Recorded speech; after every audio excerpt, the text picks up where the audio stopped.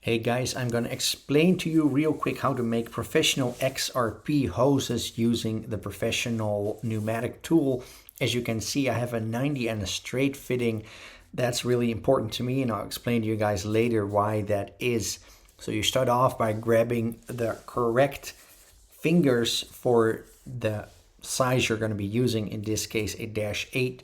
The ring comes off and there's two pieces of these finger press, and one goes on the bottom, one goes on the top like this, and then the ring that pushes on the fingers goes right in between the press and those fingers. Then you slide the collar on the line and make sure it lines up perfectly with the fingers on the press. Obviously, if you're smart, you give it a little bit of a test push, so it kind of like fixes it in place, and then you crank it all the way up to 5,000 psi on these fittings that are bigger than a -6. The other ones have a little lower pressure. Same thing obviously for the other side, and I showed you guys I have a 90 and a straight over here.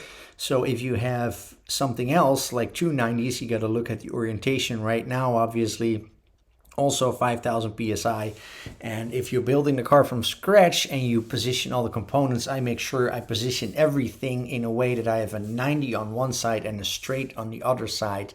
The reason for that is that you never have to look at orientation, and it will always clock correctly because one side basically has no side on it, can go in any direction.